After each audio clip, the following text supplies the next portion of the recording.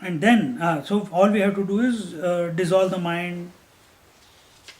All that is accepted or denied due to the inconsistency of the mind is mere projection of the mind.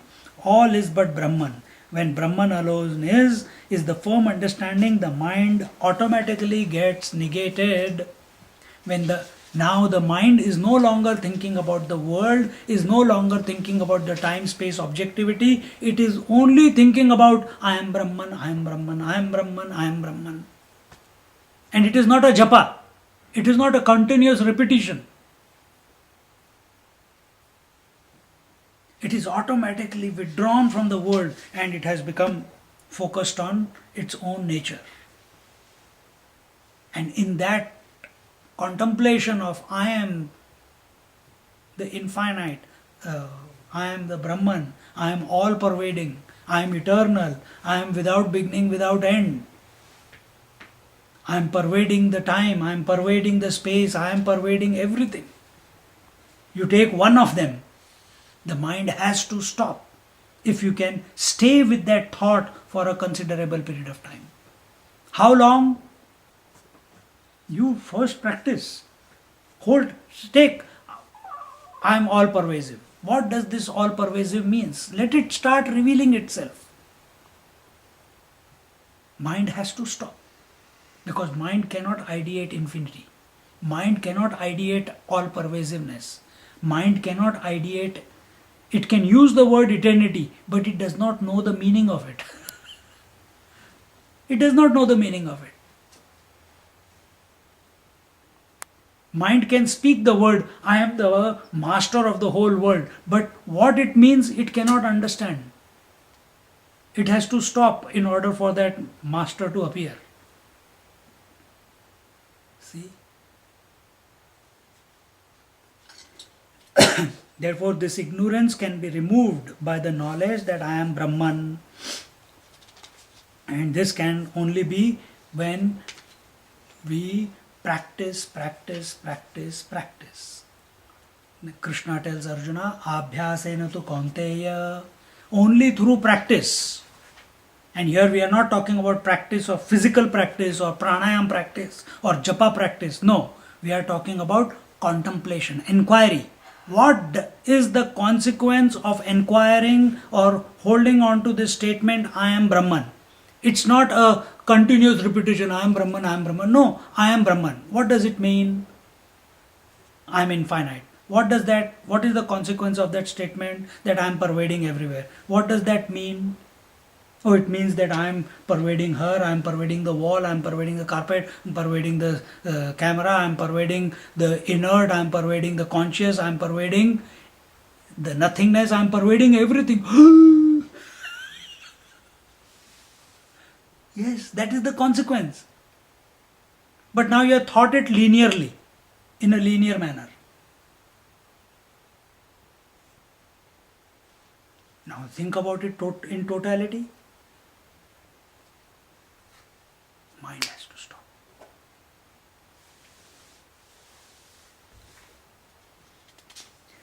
Similarly, the practice of I am Brahman, on which the world is projected outside and the mind within is me alone, can get rid of the effect of wrong practices of ignorance. What? Only the practice of contemplating on I am Brahman can get rid of this ignorance that the world outside is separate to who I am, to me. This idea has to be, the ignorance has to be removed. And when the person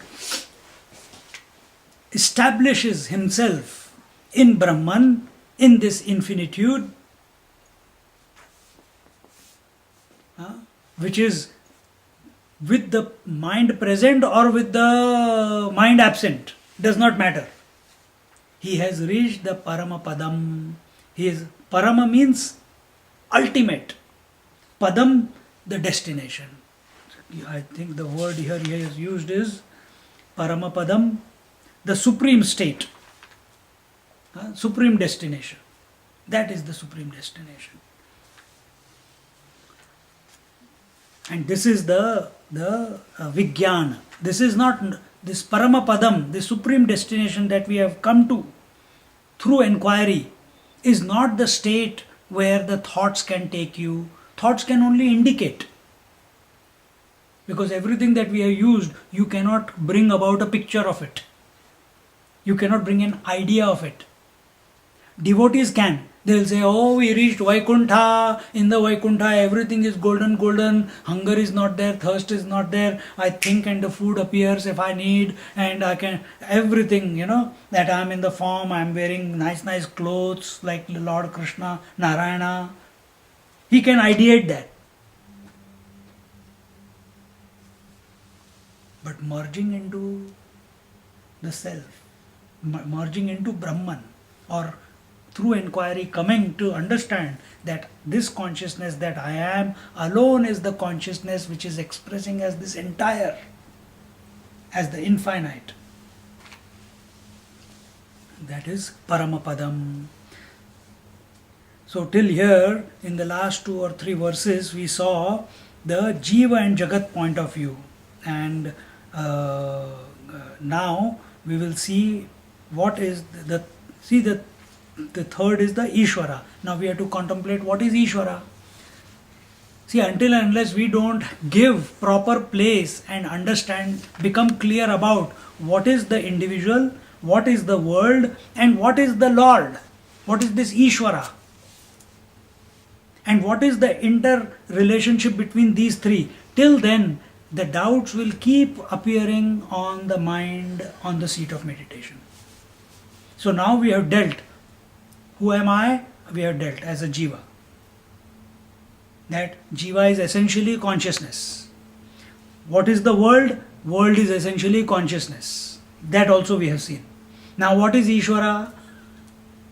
That will be seen, and that we will see in the next class.